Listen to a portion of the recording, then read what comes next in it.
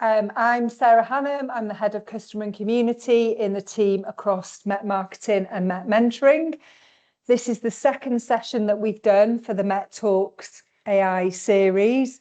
The idea came about from conversations that senior marketeers were having about the curiosity with AI, what they were doing to experiment with it, and there was a need really to hear how AI was being used in practice. So today's event is really focused on real organisational use cases, peer learning and an open discussion. So I'm going to hand you over to Jonathan Broadley, who is our host today, who will then introduce our speaker, Jim Kerr. So thank you very much to both of you, and I will pass you over to Jonathan now.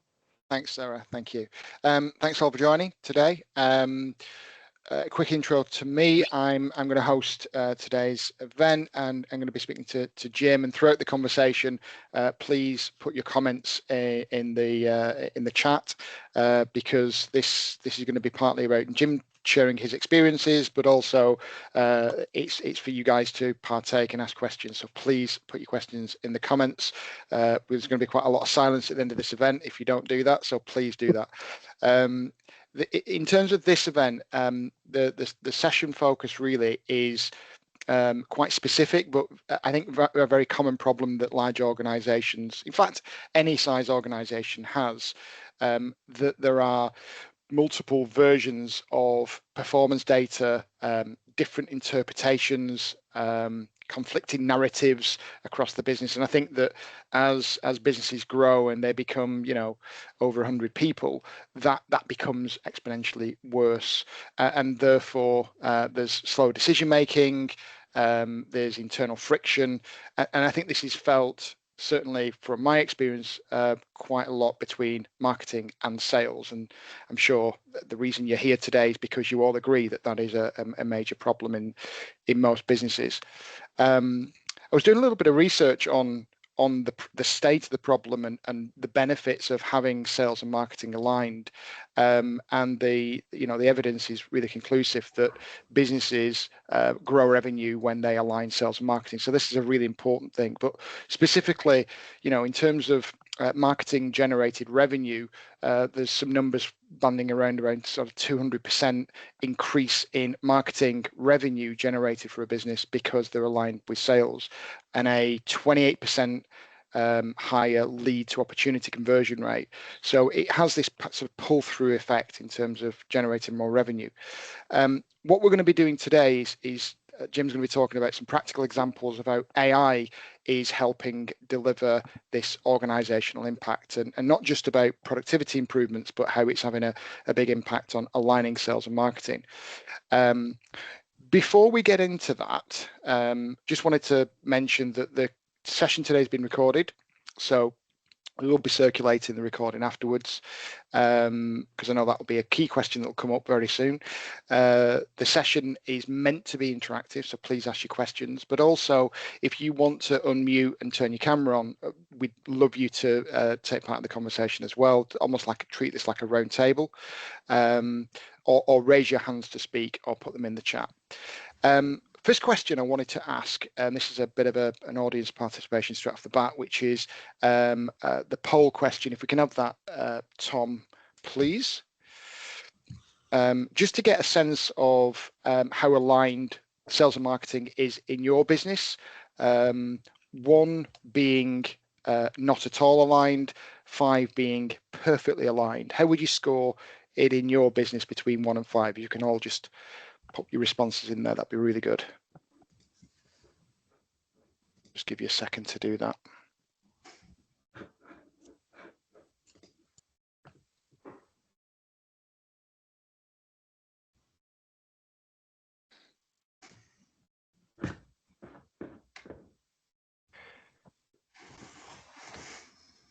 So you should have something on your screen. We've had 15 responses in so far. So nobody's saying 5, which I'm not surprised at all. But quite a lot of you saying fairly well aligned, but could do a lot better. And I think that's fair. Actually, the vast majority of businesses would say that they're not they're far from perfectly aligned.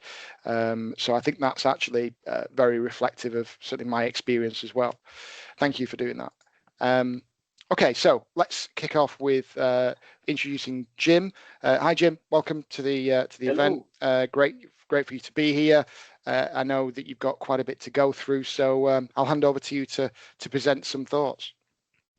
Yeah, thank you very much, guys. Appreciate your time. So, hi guys, my name is Jim, and I am the head of digital marketing or digital marketing lead for Cox Automotive Europe. So, my role is to head up the digital marketing services in what we call the enterprise marketing function, which is essentially an internal agency within Cox. Cox is a technology group for the automotive industry within the US, UK, and Europe.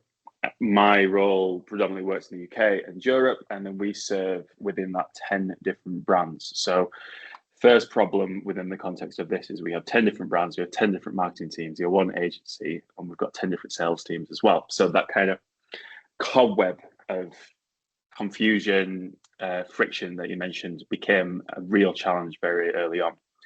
So in addition to that, I am also a member of CIM. I do regular talks to the Chartered Institute of Marketing. I also work with various other institutions around Leeds in the UK, as well as marketing, helping out you guys when it comes to sharing my experiences. Before I kind of present, what I want to do is add a little caveat to this, which is I am a digital marketer. I've done digital marketing for 15 years now, but I am not an AI scientist. I'm not an expert in AI. What I am is someone within the marketing industry who is staring down the barrel of an AI-generated gun. And the reason why I wanted to start to share, work with the likes of marketing and share my thoughts and experiences, I feel there's a really big opportunity for the marketing community to kind of share their ideas and work together to embrace and adopt AI. If we don't do these kind of talks and we don't share these ideas, I feel like there's going to be a lot of isolation, and we're not going to capitalize on this, what I'm kind of seeing as this fourth industrial revolution. So I think it's really important, and that's kind of my motivation for doing these chats. Do feel free to drop me a message and contact me afterwards as well if you want to have a bit of a chin wag. So let me share this. Let's see if this does this job. Okay, can everyone, Sarah's everyone say it? Brilliant. Yeah. Okay. So I'm going to have a kind of give you guys a bit of an overview of what we did when it came to resolving our challenge of very fragmented and misaligned data strategy across our conglomerate business and the subsequent smaller businesses within it, and how we used AI to lead that approach, aligning ultimately sales, marketing, and product teams. So I don't think this will be news to anyone. We have very similar challenges to every other large business. Cox is over 2,000 employees, so we have it on a very grand scale. But just to highlight where we're at, we have multiple markets using multiple tools, multiple brands, and no single version of the truth. This, again, what we uncommon to you guys, but that led to very siloed reporting, each function producing its own reports, whether that's the product team, the data team, the sales team, or the marketing team. And subsequently, we had really poor communication. So when all those various reports, all that various data was reported up to our senior leadership teams, there was almost a Chinese whispers approach of slightly fragmented, slightly bloated, slightly misreporting at that point. And therefore, there was frustrations from our leadership team to say, look, you guys you're talking about the same thing, but you're reporting very different results. It became an increased frustration, a big challenge for us. And as a result, we ended up not being able to capitalize and react and be agile on important decisions. Again, with large businesses, we know they can be like moving an oil tanker. And a lot of that is down to slow data pipelines and the need to kind of constantly go through the bureaucracy and clarify your points. So the ability to be reactive and be agile, which as we know is super important in marketing, was immediately put to a halt, just because we were able to kind of align where we were with other teams. So what did we do? Well, we first thought, as most people do, AI will solve this problem. But as soon as we started to dig into it, like I imagine most of you have, we realized that there's a lot more than meets the eye when it comes to using AI to solve these sorts of things. And the main one that we struggled with, and we certainly didn't get right day one, was the governance and the cultural challenges that come around it. So this is my first kind of, if I wanted anyone to take anything away from this, would be, don't forget the human side of AI adoption transformation. It's a lot harder than you think, and some people are a lot further on that adoption curve than others. So the challenges that we faced in this regard were the resistance to a single truth. And again, this isn't uncommon, I believe, in, when you have that conversation with sales and marketing, but a shared data set felt like a loss of control for certain divisions. Sales wanted to report on their sales numbers. They wanted to use their own targeting to make sure they look good, to be perfectly frank. Products had a very different way of looking at it. They had a very technical way of looking at things, and they weren't comfortable with the idea of how we would tell our marketing story. The other big challenge, as I mentioned, was gaps in data literacy. So not all stakeholders can interpret the problems using effective prompt craft or using AI generated narratives without that training. And this really did result in creating a risk of misuse or ultimately distrust. Not everyone thinks AI is the greatest thing since sliced bread. And it took quite a while for us to train to get them comfortable with using that, particularly when it came to effective use of prompt craft. Then ambiguity around accountability really became a point of challenge and debate amongst our divisions. So being able to define clear escalation paths and understand that there were human elements within feedback loops was something that we kind of unfortunately had to learn the hard way, and we started to implement on the fly. And then ultimately that results in trust in the model. So if we don't have those human elements, if we don't have that sense checking, we risked losing confidence from a leadership point when it came to AI produced forecasts, when it came to showing how this targeting data could be interrogated and produce the results we needed. So how do we address it? So the first thing, and I think one of the most important things we did, we created like a cross-department AI steering group. This was set up with all key leads from each area of the business, and the whole premise of it was to say, what is our governance here? What is the hierarchy? What is the structure that we want to approach this thing about? And that was hugely valuable because it immediately gained buy-in, and we created champions across division. Before we did that, every single division within Cox had some kind of AI champion program working, and they were doing good. They still do, and they're doing good work. But this was the first time we had a cross-division one where we said, okay, this is how we want this thing to play, and this is how we're going to communicate it out. That moved into structured demand change and research from the executives. So we're immediately able to say, hey, this is the one single reporting line. So we will update you on the project. That immediately got much greater confidence from leadership and better buy-in. And then from there, we started to roll out our adoption plan. So one of the first things we did was we researched the problems that we ideally would be able to identify. Then from there, we started to research people's understanding of AI within their remit and how it could work on things. And the results were really quite eye-opening. So I can't show you the data, but just as a quick high level, over 60% of people said they were uncomfortable with the concept of using AI within their day-to-day tasks. Whereas if you go on social media, and you especially in the marketing world, that number seems to flip, and we see much greater excitement, much greater keenness to adopt it. That certainly isn't the case, particularly within Cox at least, of that adaptability and that level of adoption within AI within our sales and product teams. So it was a bit of an eye-opener because we thought, okay, we've got more work here when it comes to adoption, training, and reassurance. We can't simply force these tools into people's ways of working and expect them just to love it. So there was a big piece there, a big learning straight away. And that helped us to start to build these guidance layers into all our AI outputs. So again, another key takeaway at this point that we have found really useful was when you create your artifacts, when you create your agents, your plugins, make sure that you create an additional section within those so people can self-serve and self-learn on those tools, because that saved us hours of time rather than dictating rule sets, giving them the guidance to adapt and use it themselves. And then from there, we also started build on the foundation that I mentioned earlier in terms of a formal data governance policy and a glossary. So giving people guardrails of what they can and can't do with this helped them gain confidence to try things out.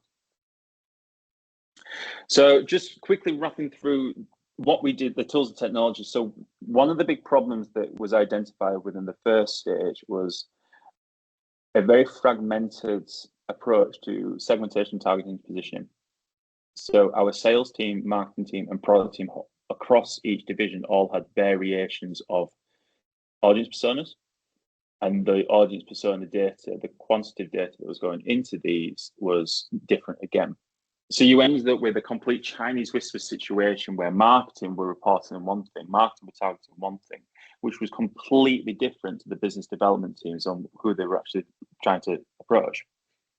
And that disparity, as Jonathan mentioned, slows things down, it creates friction, it creates poor progress and reporting. So it was a real opportunity very early on to say, okay, this is something we can fix. Our core goal being one single point of truth and the use of AI to help people interpret that data, that single point of truth within the context of their role, but not to the point where they're going to start creating their own storylines. So the key areas that we focused on here was the need for data warehousing and a centralized, as I mentioned, single point of truth. So then, without going into too much detail, the way we did this, we identified the source systems, whether that be CRM data, ERP data, ad platforms, analytics data, and we ingested that through APIs into what we call our data warehouse or a data lake. So data lakes, for example, it could be a good example would be Databricks, Tableau, Power BI, these sort of tools. We use them to house all the data that we have on our customers. And of course, a business this size, there's millions of lines of data that we could kind of apply to this thing. But we house that all in a single point of truth that says, right, this is our hub. With AI tools in particular, if you put rubbish in, you will get rubbish out. So it's really important that what you feed these tools is accurate and meaningful for what you need. After that, we applied our KPI definitions. So working with our leadership team, we defined, okay, hey, based on this audience persona, what are the targets here? What do we want to aim for? So we had a single point of truth in terms of the benchmarking. Again, by feeding that to the AI, they could then support the prompt results saying, well, based on your benchmarking data, you should be aiming for this. From there, we started to implement the dashboards and the AI tools, and we used MCP connectors to pick out a number of a number of providers to allow us to create an ecosystem to develop the results of our tool. And the tools we used to get to this point, as well as the data lake, were Claude AI and Copilot. Now, coming back to the data governance point, especially with larger businesses, there's an increasing concern around privacy and data standards and data privacy. So we had to be very careful about what people could use when. So by using the two, we had a situation where we had the power of Claude and the artifacts and the integrations that comes with, but with the privacy by design rules that come with Microsoft's Copilot 365. Combining the two gave us the best of both worlds.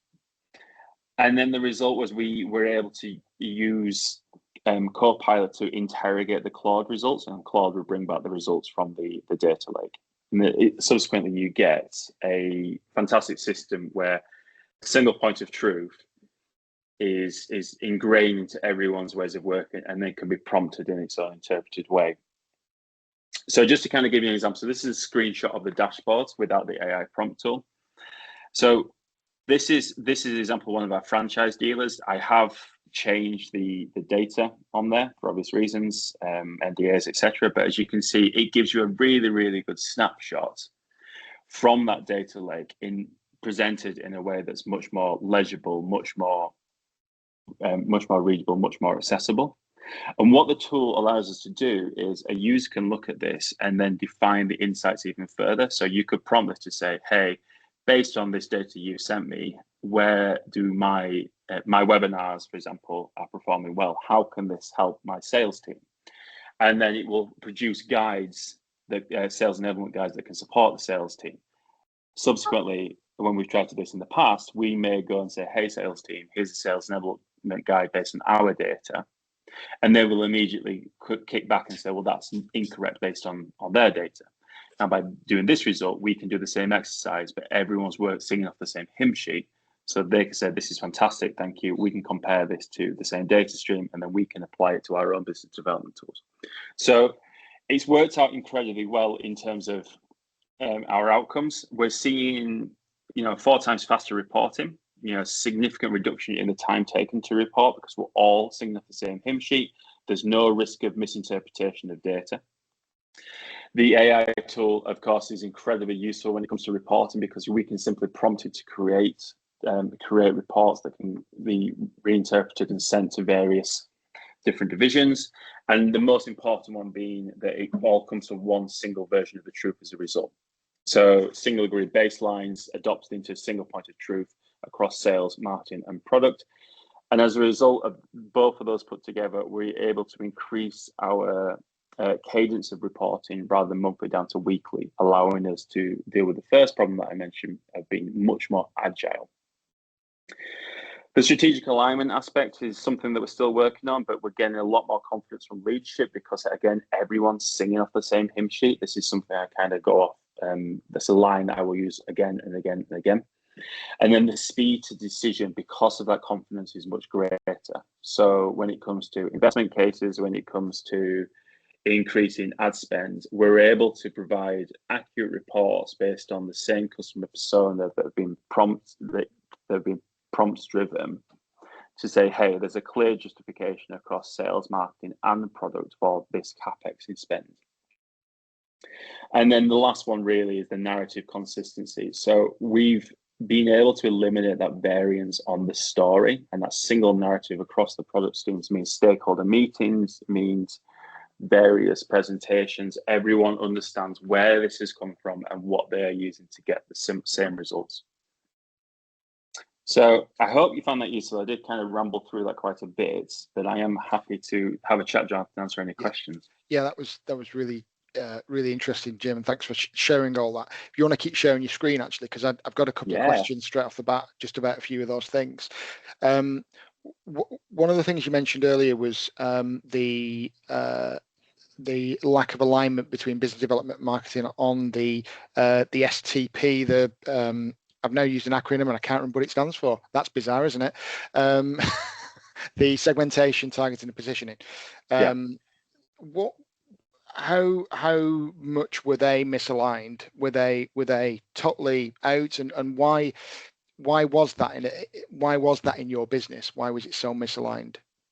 So, as I mentioned at the beginning, so Cox is effectively 10 different businesses, and we've become this central point that we're calling enterprise marketing. So the STP, when we first came in, was incredibly misaligned, and that's due to a number of things. It's due to years of growth, merger and acquisitions, and various departments internationally having a little bit more autonomy than others, and subsequently their ways of working or what they're kind of used to meant that they had different local knowledge, or they've got different data sets that they didn't have the technology to potentially integrate into centralized technology.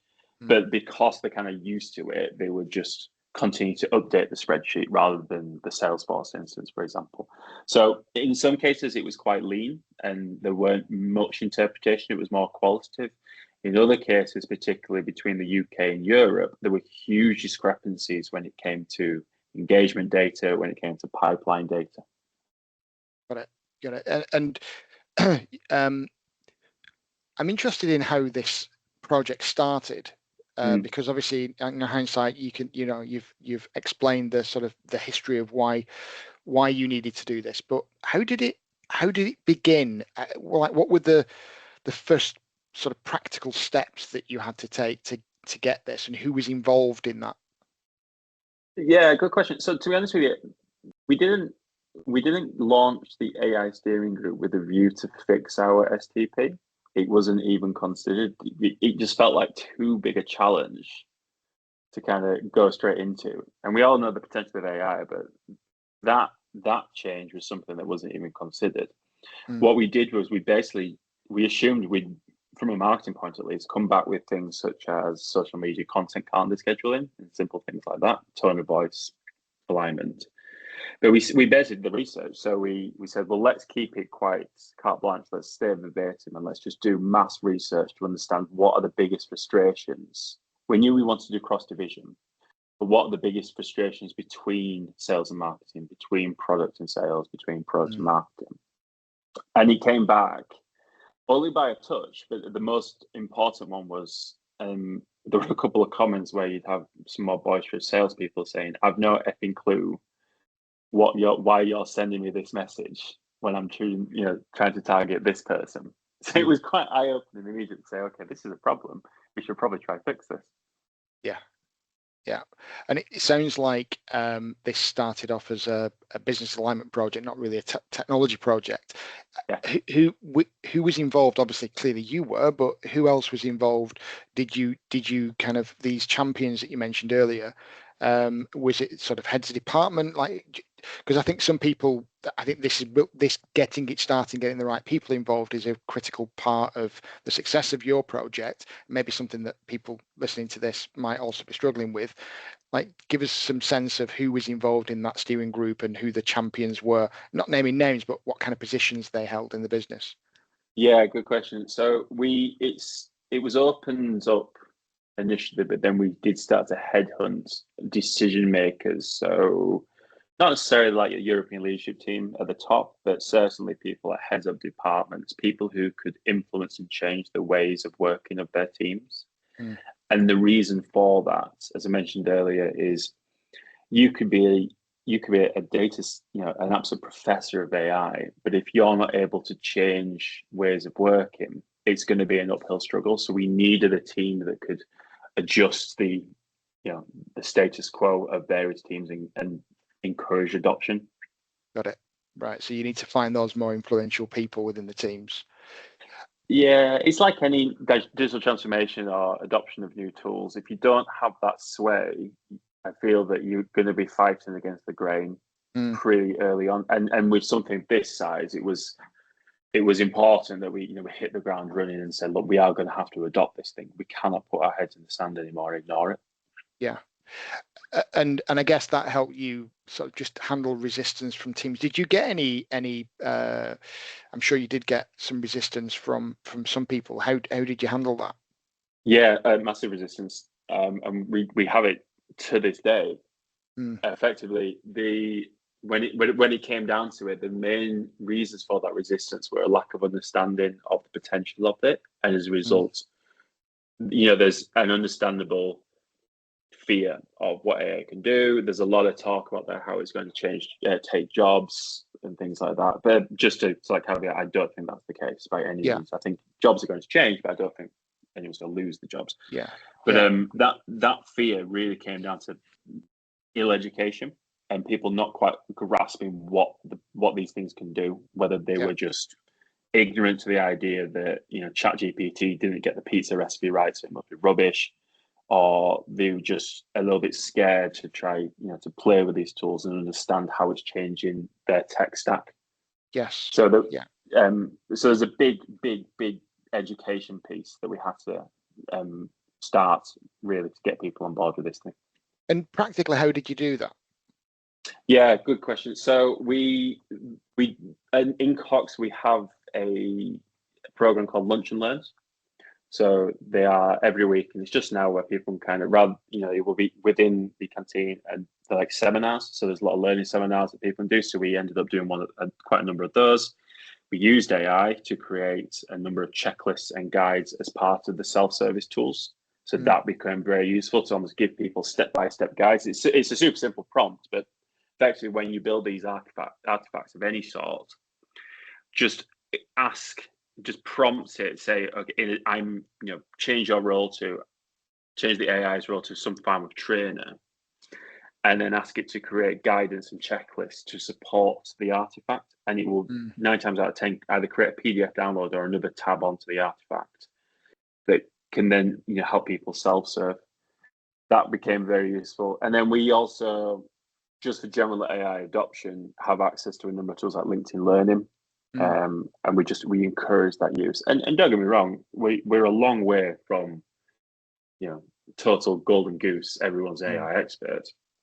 It's a journey, and really, so our vice is very American, so I'm not going to claim this one, but our vice president in America says, I don't care where you are on this bus, just get on the damn bus, which is what we're trying to push a lot of people into at the moment.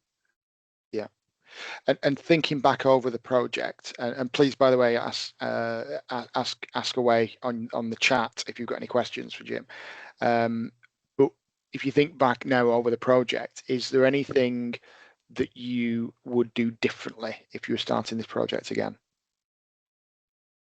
Yes, absolutely. So the governance conundrum cropped up a lot in terms of what tools we can use within a business environment. And we played it very safe in the beginning, and that lesson to me was not all LLMs are built the same. So we went with a very safe approach of using Copilot. Copilot's okay, it integrates into Teams really well, it's designed to be secure. But very quickly, we felt that it wasn't able to integrate into our data sets in a way. It wasn't interpreting, interrogating the data in a way. So as soon as we applied Claude within the mix, it really opened up a plethora of opportunity. We nearly canned the project thinking they're just not as good as we think they are, because Copilot just wasn't quite able to get what we needed out of it. So I suppose the biggest lesson, and this would be in any project, right, would be don't think just because ChatGPT has the market share, it's the best out there. And we know Claude's just raised up its heads from an image generation point. There's tools like Midjourney, things like that. So really embracing it and research your wider tech stack when it comes to AI. And yeah, I was going to ask you about that, about the choice of the products that you ended up using. So the reason for using Claude. So did you say ChatGPT then, or did you say Copilot? We use Copilot. So this, in terms of LLMs, we use Copilot and Claude. Yes. Okay. And the reason for doing that is that Copilot's got some limitations, but it's got the benefit of being good from a governance perspective because it's part of your Microsoft 365. We had the same conversation actually on the last webinar with Kat, where she was talking about this. Copilot is an easier one to sell internally, I guess. Would you agree? Because it's Copilot, but it's at the same time kind of a little bit limited in a lot of ways, and that I guess is why you chose to bring Claude into the mix. Yeah, I couldn't agree more. And so because Copilot is secure by design, and because it integrates into our office systems, the adoption was much easier from a leadership approval point. Yeah. But as you just mentioned, the limitations when it comes to the power of the model meant it wasn't quite delivering what we needed. So the way that we did that, it's effectively Copilot skin. So the prompts that you would use all come from Copilot. It can integrate into Word docs, PowerPoint, etc. But the engine of it is Claude, and the business case is all really that you can make these things talk to each other. So an MCP effectively, I hope I'm not teaching everyone so okay, but it's effectively like a USB for AI. And by getting these two to talk to each other and prompting them appropriately and building it appropriately, we ended up in a situation where Claude became the brain and Copilot became the eyes and ears of it. Yeah. So it was a really effective relationship. Almost like a front end, back end type of thing. Exactly, yeah.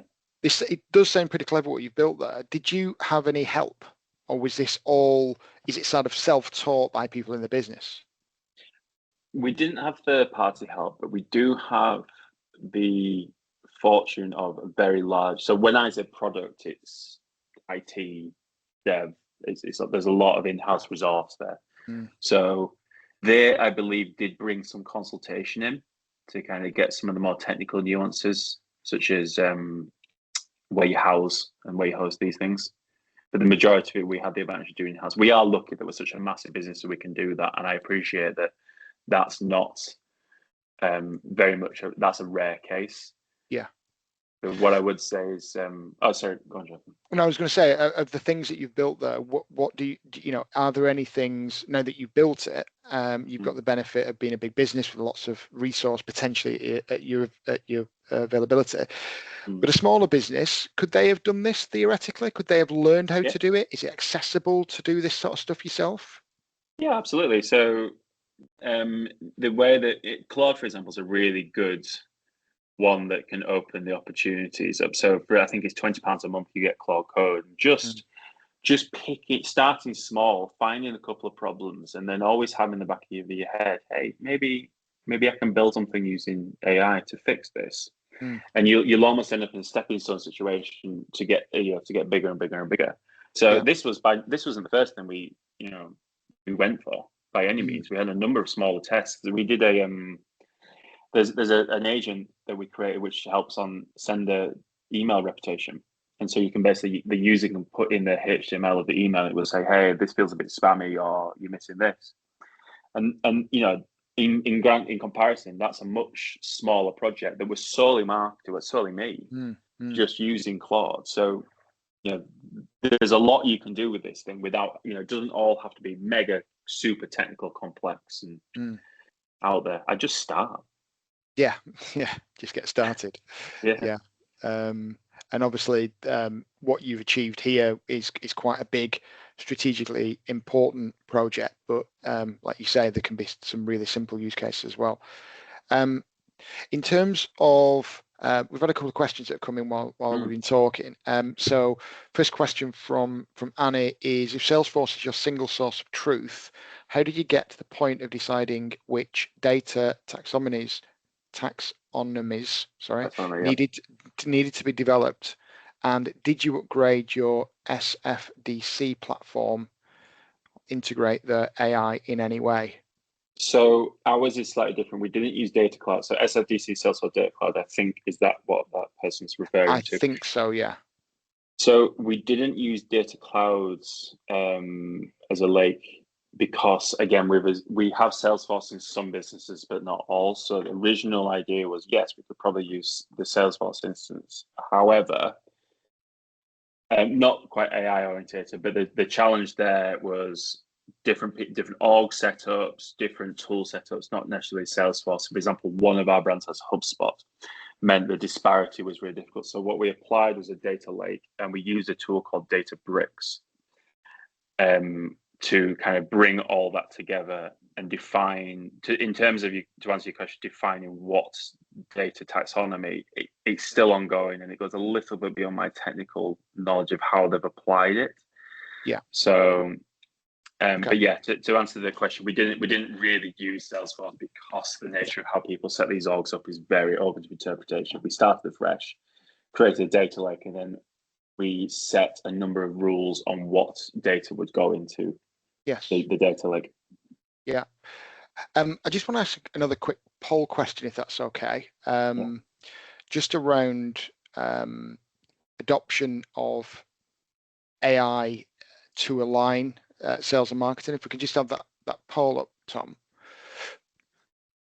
It should appear in a second. There we go. So what is your current experience of using AI to align sales and marketing in your business? So have you already implemented it? Are you in the process of implementing it? Do you think there's a use case, but you've not started it yet? Or do you actually think there's probably not a use case and it's therefore not really relevant for your business? If you can just pop your answers in there, that'd be great. Thank you.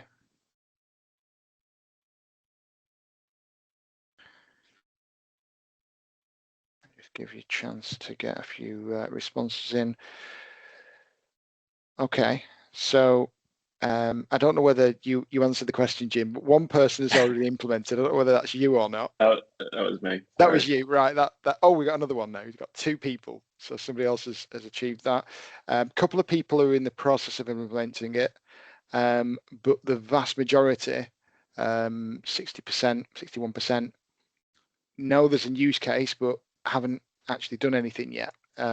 Interestingly, that's possibly very similar to the last time we asked virtually the same question, but around building knowledge hubs. So this is why I think we wanted to put these webinars on, because there's a lot of people who have not started this journey yet. And I think they're looking and assuming that other people are way, way ahead of them. But actually these stats suggest that no, you're in the same group as most people.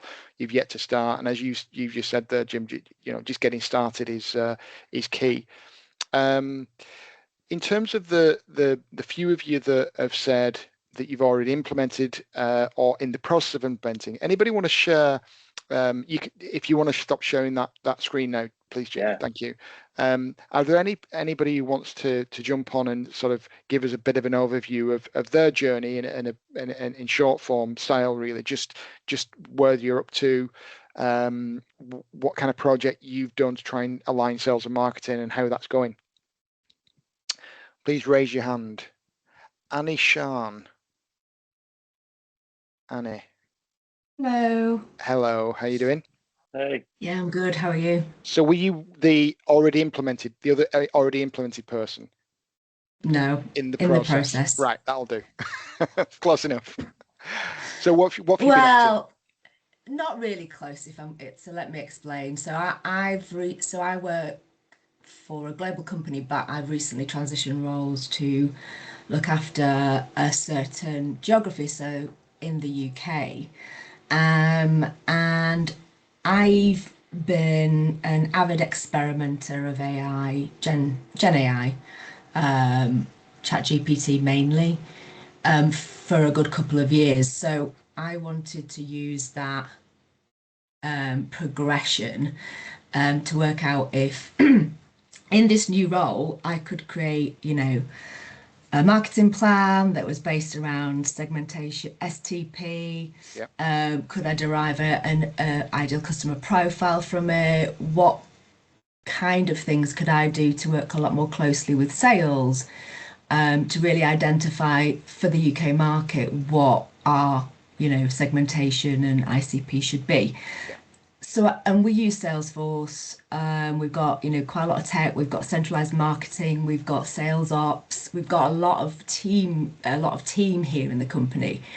But I've kind of just tried to figure this out on my own. And I think that's the message I'm trying to say, really, is like, people in the marketing org know that I like using AI. The company supplies us with a Teams ChatGPT license. We're a Microsoft house, so we've obviously got Copilot, but I don't have access to the elevated Copilot.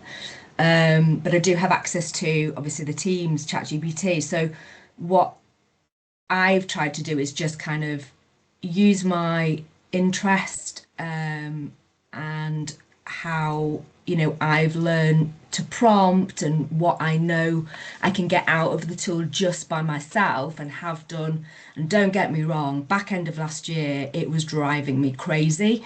But since ChatGPT has brought on this their 5 model and the extended reasoning, it has just taken off.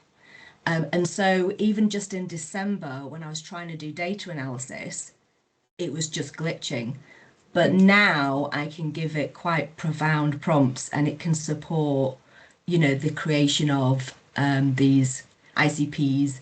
And I'm kind of doing it like that so that I can take it back to the marketing and sales orgs and say, look, this is what we think. This is what I've come to learn is our UK ICP. Now let's work together, or the plan will be, now let's work together to figure out what we need to do from like the data. So just sort of flipping it around. And so far, have you been able to get buying further afield, i.e. outside of your part of marketing, sales bought into this yet? It's early days. The sales, the revenue leader is confident and understands to a degree what I'm trying to do, and is AI open, shall we say. we have marketing ops team that are doing their own thing with trying to get bits and pieces together. But yeah, I think this isn't going to be a speedy thing. I think it's just kind of, again, just doing it in bits and bobs a little bit. I know other people are experimenting in different use cases. Hopefully at some point, hopefully this year, just coming together with it a little bit more. Yeah. I mean, Jim, you probably recognise where Annie's up to. Like, you probably were at that point in the past. What would you say? What would you advise her to maybe think about this year to get that traction and get this project to become, where you've got to? Yeah, I empathise with a couple of points. I particularly emphasise actually with the extended thinking point. It kind of blew my mind as well. I was like, oh my god, I've got all this stuff. One thing that we were lucky with this project in terms of how we fell. We made a lot of mistakes in the way, and yours sounds like a similar one. One thing that it would have fallen first hurdle would be if I hadn't got champions from the relevant divisions. So the marketing, the sales people were not going to listen to me in marketing, try to influence their ways of working. So that kind of cross-division governance was the key to unlocking changes to ways of working. Product in particular, much more intelligent people than I am, were never going to listen to me and say, hey, I think we should try this idea. It's going to help alleviate a lot of these pain points. So that kind of small fry buy-in before I went to leadership was incredibly important to getting this particular project over the line. Interesting. Thank you. That's okay. Good luck. Yeah, good Cheers. luck with it, Annie, and hope you can present this time next year on how successful it's all been. Yeah, cool. That's the plan. That's the plan. Thank you. Thank you, Annie. Is Oh, there good. anyone else that has started this journey and wants to share some thoughts? Yeah, I think you've got another hand up there. I think Fernando. Hello. Hi, Hello, Fernando. everyone. Hi, How John. you Hi, doing? Jim. Good, thank you. So yes, I'll quickly share what I've implemented, which is not on a global level because I work for Farnell, so we are a global distributor of electronic components based in Leeds. So we kind of set out some kind of pilot. I've got different little AI projects all over the place, but this one was the one that kind of took off because sales got interested, and when sales get interested, it goes somewhere, not the other way around. So it's kind of it's a multi-agent human touch process. It's not just like a nice simple flow that Jim showed there, and I know there's much more than that, Jim, because I'm kind of ingrained as well in some of those technical elements. But again, I'm just like Jim. I've got no technical experience. I live and breathe vibe coding. So if you ask me how I wrote that code, I've got absolutely no idea. You can ask my agent. But so basically, the goal was to identify the best opportunities for sales, whilst having marketing actively working on some sales enablement campaign assets, but making sure it aligns with our marketing strategy. So the first step is to add all those contexts and prompt into a deep research agent, which would be a specific country for a specific segment. And then from there, we would, as humans would then gather research and identify which ones were actually our priorities, because it will give quite a few. And we would work on creating the campaign assets for the specific campaign over a specific amount of time. And from that, and once the campaign assets were approved, then that's when we bring in the multiple kind of different levels of AI agents where we to deliver a more personalized experience. So, for example, like localization or multi kind of steps and drip campaigns across all digital channels, PPC and whatnot. Whilst on a different branch, sales would be using Copilot agents to identify which companies that we already had in our business or didn't have in our as part of our business, that the campaign proposition would fit their needs, so the what gap do they have, and then they wouldn't use the kind of AI developed content, or more to say the AI tweaked content, and then to use that for their kind of the sales activities, and then there'll be the feedback loop from both marketing and sales goes back into the next deep research for that specific country and segment. So yeah, it's quite narrow, but yeah, there's a lot going on there. But it's been very very interesting how that developed, and I think that's the future of AI, and I think that's a good and bad thing, that there's so many opportunities out there, but if you try to generalize one kind of flow to everything you want to do in the business, that is just going to fail. I think why most kind of propositions fail, because people say, oh, I've got this agent that can do all that, but when they test it, you can only just do one thing really. So I think that's a big pitfall in my opinion. And Fernando, it sounds like you're kind of creating a way for marketing and sales to work a lot closer together. Would you say that you already work close together and this was just another way of operating, or do you think sales and marketing in your business operated in silos? I think it's another way to try to bring them together. But I think as a market automation manager, I was looking more how do we use AI to bring them together rather than just events and the normal BAU that they work together. But yeah, I think it was to step up and get ahead of the competition. Really, that was the initial goal. And have you seen any results so far? Any positive results as a result? Yeah, the results are positive in terms from both sales and marketing in terms of what the outputs were, and for me that's what I was looking for. How they deliver and the business they get, that's up to them and their bonuses and whatnot, commissions and all that. So I think that if we start from that side of sales, I'm sure that all salespeople will be happy. Yeah, if you get the more commission. Yes, absolutely. That's kind of what they're in the game for. Brilliant. Thank you, Fernando. That's really useful. Thanks for that.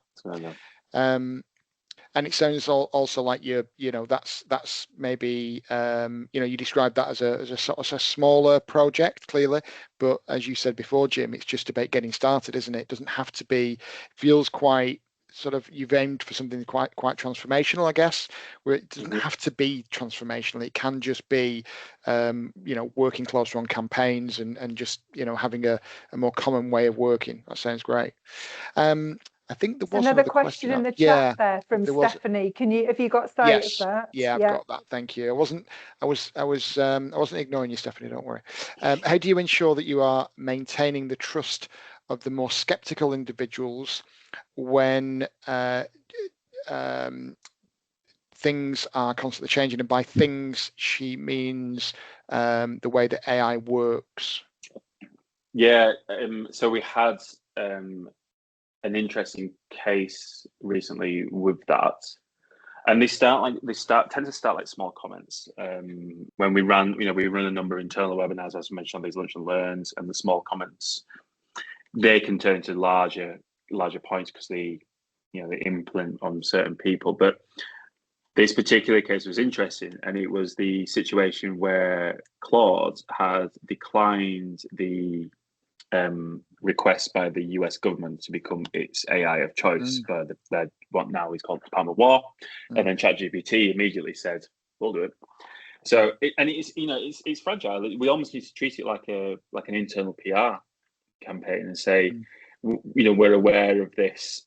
These measures have been put in place, and it's not going to go away. The way that we managed to deal with that one was by reaffirming our governance and IT infrastructure policies to say, we don't let you guys just kind of go willy-nilly with these things. We want you to experiment, but there are guardrails, and we do need to keep an eye on it. I think it's one of the coolest tools within the marketer's toolkit since Google, effectively.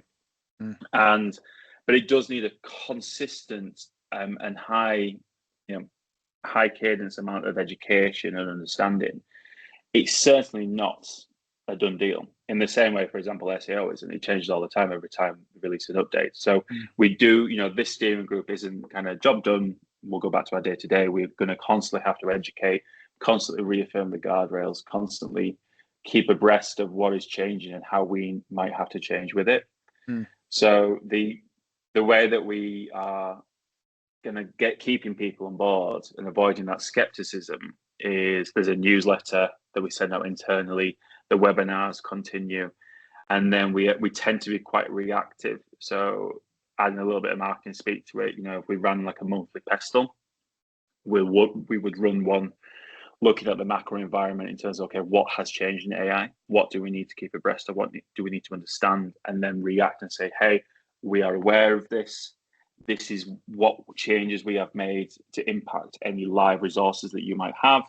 These are the situations we're watching when it comes to new things. These are changes to guardrails, etc. So it's not an easy task by any means. No.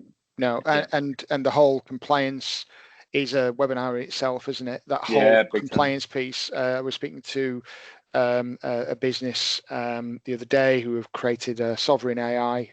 It's a term I'd not actually come across, but it's UK based AI. So it's effectively, we're not reliant on US based LLMs, which is what we're all using and all reliant on. And of course, because of the way the world is at the moment, that's actually, when you think about it, quite risky. Like somebody could just switch something off or could restrict something and suddenly all our wonderful tools can stop working. That's obviously scaremongering slightly, but the fact that it could happen, that presents a risk. And also, I don't think the US have got the same attitude towards data privacy as we do in the UK. So the concept of a sovereign AI, which is a UK-based, UK controlled, is quite an interesting concept. And again, that could shift things dramatically in the future. We are pretty much at time. Thank you very much, Jim, for your time and for putting the effort into sort of sharing some of the things that you've gone through. I think that's been really useful. Unless there's any other questions, I will hand back over to Sarah. Thank you. Okay, thank you very much. I really like your phrase, Jim, and I think you'd said that when we first started talking about this, about staring down the barrel of a AI loaded gun. And I think throughout these conversations, and I really like what you said, that you wanted to give this talk because as a marketing community, there is an opportunity for marketers to take the charge in businesses with AI and in a way future-proof their careers. It's ever evolving marketing, and this is just another turn in the cog to keep up with, really. So thank you very much for sharing and your time and preparing. I know you generated this presentation for us, maybe with the use of AI a little bit. No? No, I'm not. Weirdly, I'm not keen on letting it do things like that. That's good. But yeah, no, thank you very much for doing that. And Jonathan has really helped scope this and has been involved in the conversations with Jim and hosted our last session as well. So quickly, I think we've got 1 minute left. If anybody would like to put in the chat box any suggestions that they would like to see on future seminars, or put the hand up that they would like to kind of mirror what Jim has done and share a case study, or just email me as well if you've got any ideas, because we really want the community to shape what these sessions are. But yes, a big thank you to everybody who signed up. I will share the presentation and we will share the handouts as well. So thank you very much, everybody. Thank you.